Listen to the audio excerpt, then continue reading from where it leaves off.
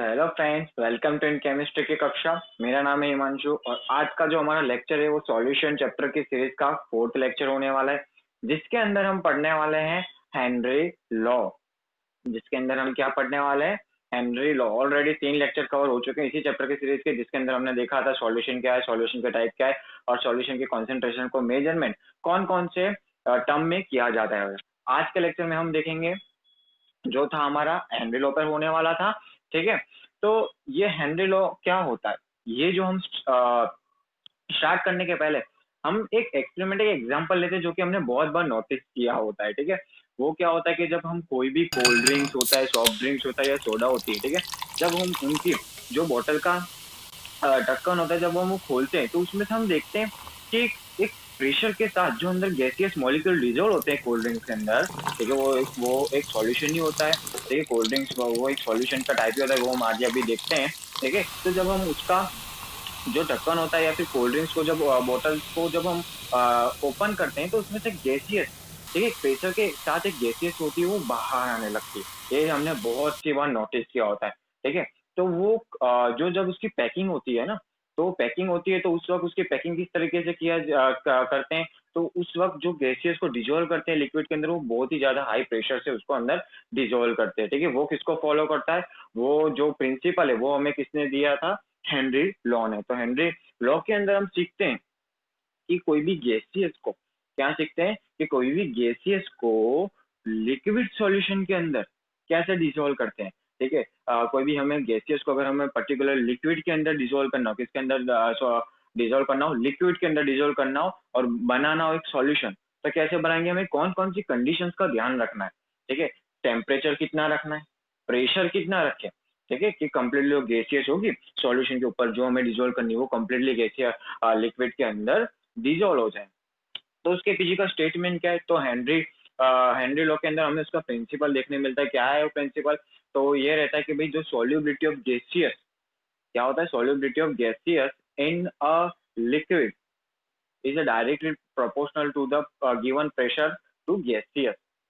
क्या उसकी डेफिनेशन रहती है कि solubility of gaseous solute in a liquid is directly proportional to pressure of gaseous. ठीक है, जो भी हम प्रेशर गिवन करेंगे गैसियस को, फॉर एग्जांपल मान लो कि मुझे कोई भी लिक्विड के अंदर गैसियस को डिसोल्व करना है, कोई भी लिक्विड के अंदर क्या डिसोल्व करना है, मुझे गैसियस मोल्स को डिसोल्व करना है। ठीक है, गैसियस सॉल्यूट होगा उसको हमें डिसोल्व करना है लिक्विड के अंदर। ठीक है, तो और मुझे किस बात का ध्यान रखना है, मुझे बस इतना ही ध्यान रखना है कि जो मेरा आसपास का टेम्परेचर होगा उसको मैं क्या कर दूंगा, कांस्टेंट। क्या कर देंगे, हम आसपास के टेम्परेचर को कांस्टेंट कर देंगे।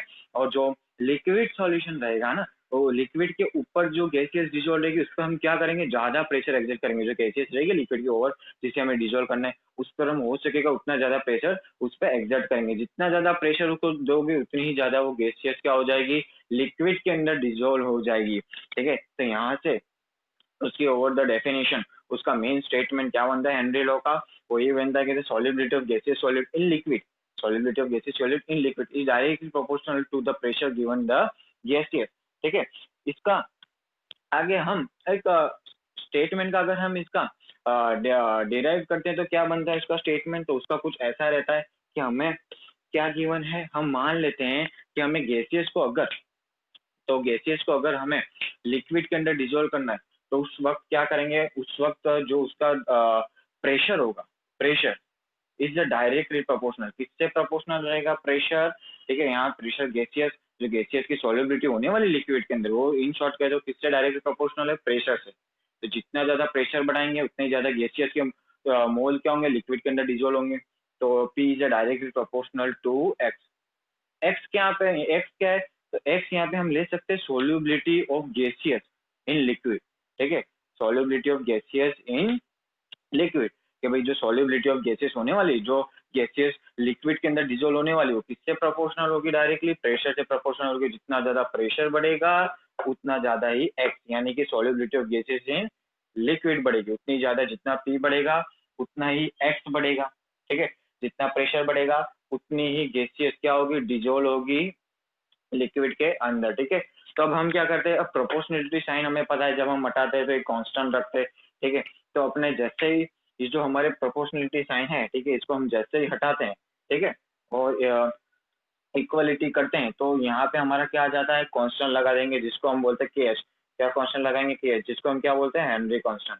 के एच क्या बोलते हैं हम यहाँ पे, हेनरी कांस्टेंट। तो ये बन जाता है हमारे पास, ये बन जाता है हमारे पास फॉर्मूला, स्टेटमेंट बन जाता है P equal to K H into x. Henry law के अंदर जो हमारे ये डिराइव होता है स्टेटमेंट, उसकी डेफिनेशन पर से, where P is pressure, P हमारे पास क्या रह जाता है, पी हमारे पास यहाँ पे रह जाता है प्रेशर, और के एच क्या है, Henry constant. P is what, P is what, pressure. Pressure करो या फिर पार्शियल प्रेशर करो, जो कि हम किसको देने वाले हैं, गैसियस को। गैसियस को, गैसियस में जो हम प्रेशर एग्जर्ट करेंगे वो रहेगा हमारे पास पी। ठीक है, पी क्या रहेगा हमारे पास यहाँ पे, पार्शियल प्रेशर, प्रेशर ले ले उससे। ठीक है, पी क्या रहेगा हमारे पास यहाँ पे, प्रेशर। ठीक है, और के एच क्या होने वाला है हमारे पास, के एच होगा हमारे पास हेनरी कांस्टेंट। के एच क्या होगा हमारे पास, के एच होगा हमारे पास हेनरी कांस्टेंट।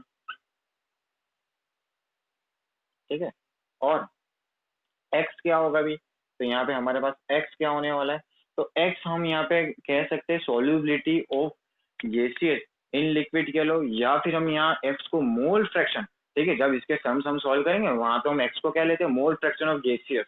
ठीक है, जो भी गैसियस होगी हमारे पास गिवन, उसका जो मोल फ्रैक्शन होगा वही हम एक्स लेंगे। एक्स क्या होगा हमारे पास, गैसियस का मोल फ्रैक्शन होगा, तो हम डायरेक्ट यहाँ वही लिखते हैं। ठीक है, मोल फ्रैक्शन ऑफ गैसियस ही लिखते हैं। एक्स क्या होने वाला है हमारे पास, मोल, मोल फ्रैक्शन ऑफ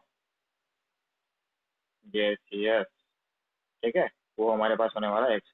तो इन शॉर्ट जो हमारा मेन स्टेटमेंट क्या बन जाता है, the solubility of gaseous solid in liquid is directly proportional to pressure given to the gaseous. तो वेरी मोस्ट इंपॉर्टेंट है, P equals to K H into में एक्स। पी क्या है, जो प्रेशर हम गैसियस को देने वाले हैं सॉलिड लिक्विड के अंदर डिजोल्व होने के लिए, वो है पी। के एच क्या है, हेनरी कांस्टेंट। और एक्स क्या है, एक्स है solubility of gaseous in liquid, या फिर हम न्यूमेरिकल्स के अंदर हम इसको, या फिर हम मोल फ्रैक्शन ऑफ गैसियस भी बोल सकते हैं। एक्स को हम क्या बोल सकते हैं, मोल फ्रैक्शन ऑफ गैसियस भी बोल सकते हैं। ठीक है, इसके जो न्यूमेरिकल्स होंगे उसके अंदर हम एक्स को क्या लेंगे, as a mole fraction of gaseous ही लेंगे। तो क्या था हेनरी लॉ, हेनरी लॉ है क्या, तो हेनरी लॉ में एक स्टेटमेंट देता है, प्रिंसिपल देता है कि हम कैसे गैसियस को लिक्विड के अंदर डिसॉल्व करते हैं, तो हम कैसे गैसियस को कंप्लीटली डिसॉल्व कर सके लिक्विड के अंदर। तो बस हमें कंडीशंस का कुछ ध्यान रखना रहता है, जिसमें टेम्परेचर कैसा रखना पड़ता है, हमें टेम्परेचर को कांस्टेंट रखना पड़ता है। ठीक है, और जितना ज्यादा आप गैसियस को जितना ज्यादा प्रेशर एग्जर्ट करोगे उतनी ज्यादा क्या होगी, वो सॉल्यूशन के अंदर डिजोल्व हो जाती है। तो ये था हमारे पास हेनरी लॉ का स्टेटमेंट कि हम कोई भी, जैसे कि हमने प्रीवियस पहला जो हमारा एग्जांपल लिया था, हमने कोल्ड ड्रिंक्स का एग्जांपल लिया था, कोल्ड ड्रिंक्स के टर्म्स के अंदर बात करें तो उनमें भी यही प्रिंसिपल से गैसियस को कोल्ड ड्रिंक जो लिक्विड होता है उसके अंदर डिजोल्व करते हैं। तो जब उनकी पैकिंग होती है तो पैकिंग की वक्त क्या करते हैं, पैकिंग की वक्त कोल्ड ड्रिंक का जो लिक्विड होता है, ठीक है, उसके ऊपर बहुत ही ज्यादा हाई प्रेशर से गैसेस को अंदर डिजोल्व, जब पैकिंग करते हैं तो बहुत ही हाई प्रेशर से गैसेस को क्या किया जाता है, लिक्विड के अंदर डिजोल्व किया जाता है। ऐसे करके जो कोल्ड ड्रिंक बनता है हमारे पास, उसका जो प्रिंसिपल होता है वो इसी प्रिंसिपल पे काम होता है।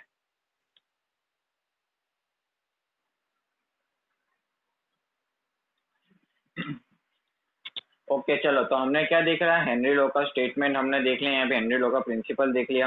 क्या था प्रिंसिपल, क्या था, तो प्रिंसिपल था, मेन स्टेटमेंट क्या कहता है, P equals to K H into में x, where P is the pressure to given the gaseous, तो gaseous को solubility of gases in liquid कह लो। ठीक है, तो यहाँ से अगर हम x को सब्जेक्ट बनाते हैं, ठीक है, इसे सब्जेक्ट बनाता है x, mole fraction of gases या फिर solubility of gases in liquid, जिसे हम x कहते हैं, अगर हम उसे सब्जेक्ट बनाए, ठीक है, तो x इक्वल टू क्या हो जाएगा, यहाँ से x को सब्जेक्ट बना दो तो P अपॉन के एच। तो यहाँ से हम ये कह सकते हैं कि solubility of gaseous in liquid वो इनवर्सली प्रोपोर्शनल किससे हो जाएगा, के एच, हेनरी कांस्टेंट से हो जाएगा। इसका मतलब ऐसा है कि कोई भी गैसियस का अगर हेनरी कांस्टेंट केएच ज्यादा होगा तो वो गैसियस की लिक्विड के अंदर सॉल्युबिलिटी कम होगी। क्या होगी? अगर कोई भी गैसियस का X is inversely proportional to K H, तो इसका मतलब ये होगा, इसका मतलब यहाँ से ये निकलता है कि अगर मान लो जो एक्स है वो इनवर्सली प्रोपोर्शनल है के एच से, एक्स है वो इनवर्सली प्रोपोर्शनल है के एच से, तो इसका मतलब ये होगा जो गैसियस का हेनरी कांस्टेंट के एच ज्यादा होगा तो वो गैसियस का एक्स यानी कि सॉल्युबिलिटी, जो लिक्विड के अंदर सॉल्युबिलिटी होती है, ठीक है, जो सॉल्युबल लिक्विड के अंदर कम होगा अगर उसका केएच ज्यादा होगा। समझ में आ रही है? अगर उसका केएच हेनरी कांस्टेंट कोई भी गैसेस का कम होगा तो वो आसानी से लिक्विड के अंदर सॉल्युबल हो सकता है। तो ये स्टेट हेनरी लॉ का जो स्टेटमेंट है उससे हमें ये भी हम कह सकते हैं कि एक्स है वो इनवर्सली प्रोपोर्शनल है केएच से। ठीक है, यानी कि अगर कोई भी गैसियस को हमें जो लिक्विड के अंदर डिजोल्व कर रहे हैं तो हमें यहाँ पे वो भी बात का ध्यान रखना है कि उसका केएच हेनरी कांस्टेंट है, जो हेनरी कांस्टेंट की वैल्यू है वो भी यहाँ क्या होनी चाहिए, हेनरी कांस्टेंट की वैल्यू भी यहाँ कम होनी चाहिए, तभी वो कोई भी गैसेस है लिक्विड के अंदर आसानी से इजीली डिजोल्व हो सकती है। अच्छा चलो, तो यहाँ से ये स्टेटमेंट हमारे पास बन के निकल के आते हैं कि चलो P equals to K H into P equals to K H into में एक्स। ठीक है, वो हमारा पहला स्टेटमेंट था। ठीक है, दूसरा हमने क्या किया, इसी स्टेटमेंट से आप बना सकते हो, एक्स को सब्जेक्ट बना लो। ठीक है, तो पी अपॉन के एच हो जाता है। उससे हमें क्या पता चला, जो एक्स है वो हेनरी कांस्टेंट, ठीक है, solubility of gaseous in liquid वो हेनरी कांस्टेंट से इनवर्सली प्रोपोर्शनल है। ठीक है, अच्छा अब ऐसा होता है कि मान लो कि जब हम एग्जाम्पल के तौर पर लेते हैं, जब हम वाटर को बॉयल करते हैं, ठीक है, तो वाटर को जब हम बॉयल करते हैं तो उसके अंदर से हम देखते हैं कि जो अ, कुछ गैसेस डिजोल्व होती है, बॉयल करने में क्या होने लगता है, वो वेपर के फॉर्म में बाहर निकल जाती है, एटमोस्फियर में जाने लगती है। ठीक है, तो उसमें से जो गैसेस होती है वो एज अ वेपर के फॉर्म में क्या होने लगती है, बाहर आने लगती है वाटर के अंदर से। ठीक है, तो इसका मतलब हम कह सकते हैं कि भाई टेम्परेचर बढ़ने से, क्या कह सकते हैं कि भाई टेम्परेचर का बढ़ने से भी जो लिक्विड के अंदर गैसेस होती है वो क्या होने लगती है, डिजोल्व, जो डिजोल्व थी गैसेस वो वेपर के फॉर्म में बाहर आने लगती है। ठीक है, तो उसकी जो गैसेस की सॉल्युबिलिटी होती है वो टेम्परेचर बढ़ाने से भी कम होती है। हम यहाँ ये भी कह सकते हैं, ठीक है, ये भी चीज हमने नोटिस करेगी जब हम कोई भी पानी, आप देखोगे जब पानी वाटर होता है जब वो बॉयल होता है, ठीक है, तो धीरे धीरे धीरे धीरे धीरे धीरे उसके अंदर से पेपर के फॉर्म में ये चीज क्या होने लगती है, बाहर आने लगती है। ठीक है, तो मतलब क्या हुआ कि जो सॉल्युबिलिटी ऑफ गैसेस थी, जो पहले गैसेस डिजोल्व थी वाटर के अंदर, बॉयल होने के बाद वो क्या होने लगती है, बाहर आने लगती है। तो वाटर की सॉल्युबिलिटी यहाँ क्या हो जाती है, कम हो जाती है। ठीक है, किसके बढ़ने से, टेम्परेचर के बढ़ने से। तो यहाँ हम ये भी कह सकते हैं, यहाँ हम ये भी कह सकते हैं कि जो एक्स है, जो एक्स है, एक्स क्या है, solubility of gaseous in liquid, वो वो भी इनवर्सली प्रोपोर्शनल है टेम्परेचर से। उससे भी टेम्परेचर कैसा है, इनवर्सली प्रोपोर्शनल है। ये भी हमने देखा कि भाई जैसे जैसे टेम्परेचर बढ़ा वैसे वैसे एक्स कम होता है। ठीक है, जैसे जैसे टेम्परेचर बढ़ेगा जो जो सॉल्युबिलिटी ऑफ गैसेस थी, जो गैसेस डिजोल्व थी वो लिक्विड के अंदर, वो कैसे होने लगती है, बाहर वेपर के फॉर्म में निकलने लगती है। तो टेम्परेचर बढ़ने से एक्स यानी सॉल्युबिलिटी ऑफ गैसियस जो थी लिक्विड के अंदर वो अब नहीं रहती, वो कम होने लगती टेम्परेचर बढ़ने से। ठीक है, तो यहाँ से एक्स है वो इनवर्सली प्रोपोर्शनल है के से, और एक्स है इनवर्सली प्रोपोर्शनल टी से। तो इन शॉर्ट हम कह सकते हैं, तो यहाँ हम डायरेक्टली कह सकते हैं कि अगर मान लो एक्स है वो इससे भी इनवर्सली प्रोपोर्शनल है तो इससे भी इनवर्सली प्रोपोर्शनल है, तो यहाँ इसका मतलब क्या होता है, के एच है वो डायरेक्टली प्रोपोर्शनल होता है टी से, टेम्परेचर से। समझ में आ गया? जो के एच कॉन्स्टेंट है, एनर्जी कॉन्स्टेंट की जो वैल्यू होती है वो डायरेक्टली प्रोपोर्शनल किससे हो जाएगी, टी से हो जाएगी। डायरेक्टली प्रोपोर्शनल किससे हो जाएगी, टी से हो जाएगी। ठीक है, डायरेक्टली हम ये स्टेटमेंट भी कह सकते हैं, अगर मान लो इसे मैं मेरा स्टेटमेंट, ठीक है, आप देख लो ये एक्स की जगह ये वाली एक्स की वैल्यू पुट अप कर दो। ठीक है, अगर मैं मान लो इसको इक्वेशन नंबर 1 ले लूँ, इक्वेशन नंबर 1 ले लो, इसको इक्वेशन नंबर 2 ले लो। ठीक है, तो जो 1 वाली इक्वेशन 1 के अंदर जो एक्स की वैल्यू है आप इक्वेशन 2 के अंदर पुट कर दो, तो 1/k is equal to 1/t। तो उससे क्या बन के आ जाता है हमारे पास, तो उससे K H is directly proportional to T. तो हेनरी कांस्टेंट की वैल्यू है वो डायरेक्टली किससे प्रोपोर्शनल है, डायरेक्टली प्रोपोर्शनल होती है, डायरेक्टली प्रोपोर्शनल होती है टेम्परेचर से। तो ये भी हमें याद रखना है कि एच की वैल्यू है वो टी से भी डायरेक्टली प्रोपोर्शनल है। ठीक है, तो ये कुछ के स्टेटमेंट निकल के आते हैं जो कि हमें ध्यान रखने के भाई P equal to main Henry law का स्टेटमेंट क्या था, P equal to K H into X. ठीक है, फिर हमने देखा कि भाई एक्स को अगर हम सब्जेक्ट बनाए, इस स्टेटमेंट में से एक्स को सब्जेक्ट बनाए तो एक्स है, एक्स सॉल्युबिलिटी ऑफ गैसियस है। ठीक है, वो इनवर्सली प्रोपोर्शनल हो जाता है हेनरी कांस्टेंट से। ठीक है, यानी कि हेनरी कांस्टेंट हमारे पास बढ़ता है तो सॉल्युबिलिटी ऑफ गैसियस लिक्विड के अंदर कम हो जाएगा। ठीक है, तो अगर हमें कोई भी गैसेस को डिसोल्व करना है लिक्विड के अंदर तो हमें वहाँ यहाँ उस बात का ध्यान रखना है तो उसकी हेनरी कांस्टेंट की वैल्यू है वो क्या होनी चाहिए, कम होनी चाहिए। ठीक है, फिर हमने देखा कि सॉल्युबिलिटी ऑफ गैसियस है वो टेम्परेचर से भी इनवर्सली प्रोपोर्शनल है कि भाई जैसे जैसे टेम्परेचर आप बढ़ाओगे जो गैसियस सॉल्युबल थी वो इनसॉल्युबल हो जाएगी और वेपर के फॉर्म में क्या होने लग जाएगी, लिक्विड के अंदर से बाहर आने लग जाएगी। तो टेम्परेचर से भी सॉल्युबिलिटी ऑफ गैसियस है इनवर्सली प्रोपोर्शनल है, तो हमें उस टेम्परेचर का भी ध्यान रखना है। ठीक है, टेम्परेचर भी हमारे पास कैसा होना चाहिए, टेम्परेचर का भी अगर कोई भी गैसेस को डिजोल्व करना है लिक्विड के अंदर तो यहाँ टेम्परेचर का भी हमें ध्यान रखना है। ठीक है, और ये दोनों स्टेटमेंट्स हमने कहा कि के एच हेनरी कांस्टेंट की जो वैल्यू थी वो टी के प्रोपोर्शनल में थी। तो ये कुछ उसके स्टेटमेंट्स रहते, डेरिवेशंस रहते हैं हेनरी लॉ के, जो कि बहुत ही ज्यादा इंपॉर्टेंट से रहते हैं हमारे पास।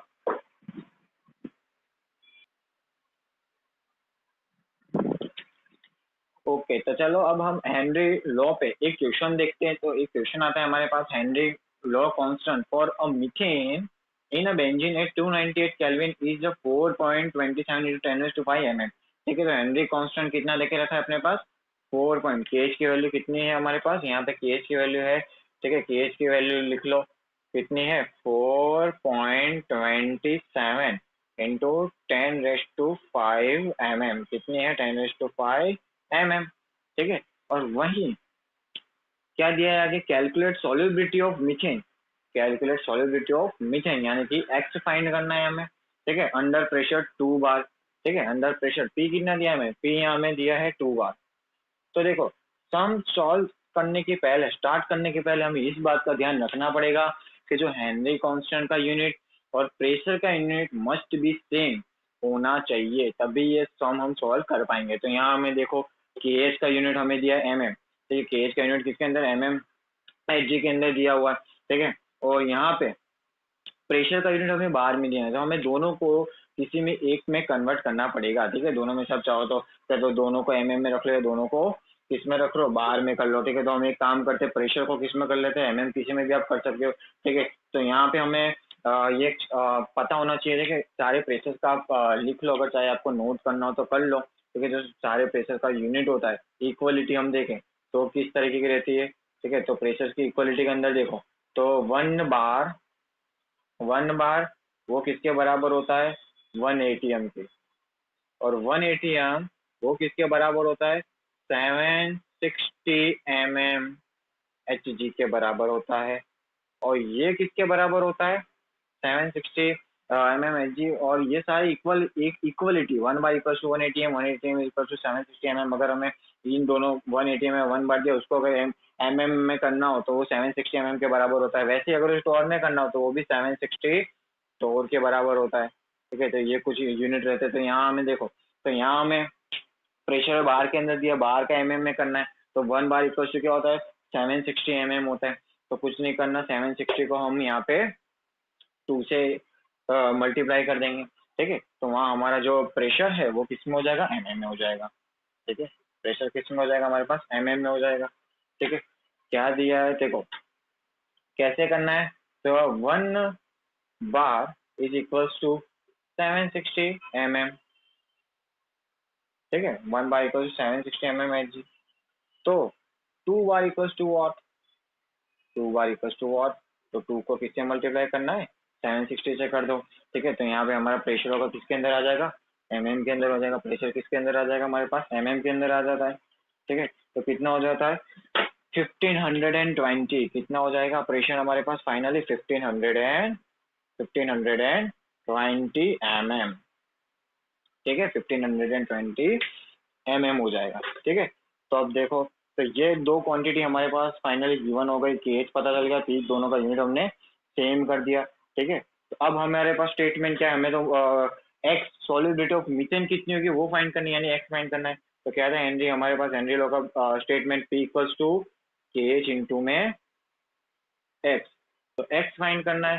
तो यहाँ से एक्स को सब्जेक्ट बना, तो एक्स इक्वल्स टू क्या, प्रेशर, प्रेशर कितने हमारे पास 1520 mm। अपॉन में KH कितना है, KH है हमारे पास 4.27 इंटू में 10⁵ इंटू में कितना हो जाएगा 10⁵. तो ये कितना हो जाता है, ये हमारे पास आ जाता है फाइनली कितना आ जाता है, फाइनली ये हमारे पास आ जाता है 1520 डिवाइडेड बाय 4.27. 355.97 इंटू 10⁵ पावर ऊपर जाएगी तो कितनी हो जाएगी 10⁻⁵5. 10⁻⁵5 और एक्स का यहाँ यूनिट होगा वो हमारे पास यहाँ यूनिट लेस रहती है. एक्स मोल फ्रैक्शन भी हमें पता है यूनिट लेस रहता है.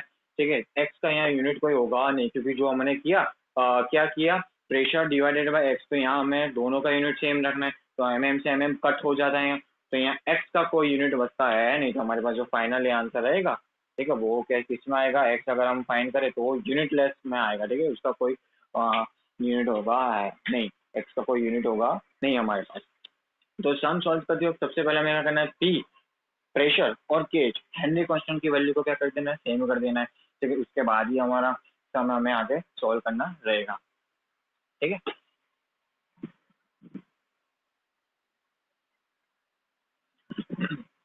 ओके चलो तो अब हम देखते हैं एप्लीकेशन ऑफ हेनरी लॉ के. हेनरी लॉ का एप्लीकेशन कहाँ कहाँ होता है. ठीक है, हमारे आसपास हमें कहीं ना कहीं हेनरी लॉ का जो हमारे कहाँ कौन कौन सी जगह पे हेनरी लॉ का एप्लीकेशन होता है. तो सबसे पहले तो एक वीडियो की स्टार्टिंग में हमने एक एक्सपेरिमेंट देखा था. ठीक है, सोडा वाटर कोल्ड ड्रिंक्स का, कि भाई जब हम उसका जो बोतल का ढक्कन खोलते तो उसमें से एक प्रेशर के साथ क्या होती है, गैसेस को बाहर आते हैं. तो ड्यूरिंग जब उसकी पैकिंग होती है, ठीक है, कोल्ड ड्रिंक्स की सोडा वाटर की, तो उस पर बहुत ही ज्यादा हाई प्रेशर से उस बोतल को सील किया जाता है. जिसकी वजह से क्या होता है, ज्यादा प्रेशर लगने की वजह से गैसेस होती है वो क्या होती है, डिजोल्व हो जाती है. तो वहाँ भी हेनरी लॉ का एप्लीकेशन होता है. दूसरा होता है कि जो स्कूबा ड्राइवर्स होते हैं, ठीक है, जो ओशन सीज के अंदर उतरते हैं, ठीक है, जो बहुत डीप तक जाते हैं, रिसर्च करते हैं, तो वो लोग जो अपने ब्रीथिंग के लिए जो टैंक यूज करते हैं ना, उसके अंदर कितना कितना प्रोपोर्शन में ऑक्सीजन होता है 32.1%, नाइट्रोजन होता है 56.2% और हीलियम होता है 11.7%. ठीक है, तो जब वो उसकी पैकिंग करते हो टैंक के अंदर, जब गैसेस को फिल करते हैं, तो अब एनवायरमेंट के अंदर नाइट्रोजन ज्यादा होता है, ड्यू टू उसके अंदर नाइट्रोजन भी ज्यादा फिलअप होगा. ठीक है, अब जैसे हम ब्रीथिंग करेंगे, ठीक है, तो हम ब्रीथिंग करते हैं तो क्या होता है, हमारे जो अंदर लिक्विड होता है वो लिक्विड एज अ ब्लड होता है. तो ब्लड के अंदर क्या होगा, गैसेस डिजोल्व होगी. जैसे हम ब्रीथिंग करेंगे तो प्रेशर के साथ ऑक्सीजन होगा, वो किसके अंदर डिजोल्व होगा, लिक्विड के अंदर. तो भाई गैसियस लिक्विड के अंदर डिजोल्व होती है तो वो वहाँ क्या आ जाता है, हेनरी लॉ, वहाँ भी हेनरी लॉ वैलिड हो जाता है. तो जैसे हम ऑक्सीजन को ब्रीथिंग लेंगे ना, तो उसके साथ नाइट्रोजन होगा. नाइट्रोजन हमें ब्रीथिंग लेना नहीं है क्योंकि वो हमें ब्रीथिंग में प्रॉब्लम करता है, हमारे बॉडी के अंदर प्रॉब्लम क्रिएट करने लगता है. ठीक है, तो नाइट्रोजन नहीं होना चाहिए, इसलिए हम हीलियम का वहाँ यूज करते हैं क्योंकि हीलियम की KH की वैल्यू होती है वो बहुत ज्यादा होती है. और हमने अभी हेनरी लॉ के स्टेटमेंट में कि भाई जिसकी KH की वैल्यू ज्यादा उसकी सॉल्युबिलिटी कम. ठीक है, उस गैसियस की जिस गैसेस की KH की वैल्यू ज्यादा होती है उस गैसियस के लिक्विड के अंदर सॉल्युबिलिटी कम हो जाती है, वो कम सॉल्युबल हो पाएगा लिक्विड के अंदर, ज्यादा होगा नहीं. तो इसलिए हीलियम का यूज करते हैं कंपेयर टू नाइट्रोजन का प्रोपोर्शन कम करने के लिए, क्योंकि हीलियम है वो हमारे ब्लड के अंदर डिजोल्व होगा नहीं. तो इस वजह से यहाँ भी हेनरी लॉ का यहाँ इस तरीके से एप्लीकेशन किया जाता है. दूसरा होता है कि हाई एल्टीट्यूड पे जब हम जाते हैं, ठीक है, तो वहाँ प्रेशर कम हो जाता है. ड्यू टू जैसे ही प्रेशर कम होगा, हेनरी लॉ का यूज, प्रेशर कम होगा तो गैसेस की सॉल्युबिलिटी हमारे ब्लड के अंदर कम होगी. मतलब ऑक्सीजन का लेवल है हाई लेवल पे, प्रेशर कम होगा. तो हाई लेवल पे जैसे हम धीरे धीरे हाई एल्टीट्यूड पे जाएंगे तो वहाँ ऑक्सीजन का प्रेशर कम हो जाएगा. ड्यू टू प्रेशर कम होगा तो वहाँ पे हमें ब्रीथिंग प्रॉब्लम जो क्रिएट होती है, ठीक है, तो वो भी हमें कहीं ना कहीं एक हेनरी लॉ का एप्लीकेशन वहाँ भी हमें देखने मिलता है. तो इस तरीके से हमारा जो हेनरी लॉ था यहाँ पूरा जो टॉपिक होता है यहाँ खत्म होता है. ठीक है, नेक्स्ट लेक्चर होगा जो हमारा 5th रहेगा जिसके अंदर हमें पढ़ने वाले हैं राउट्स लॉ का डिस्कशन करेंगे. ये तो क्या था, हेनरी लॉ था जिसके अंदर हमने देखा गैसियस को डिजोल्व करना लिक्विड के अंदर. वहां हम देखेंगे सॉलिड सॉल्यूट और लिक्विड को डिजोल्व करना एक लिक्विड सॉल्यूशन के अंदर. ठीक है, तो वो हम नेक्स्ट लेक्चर में देखेंगे.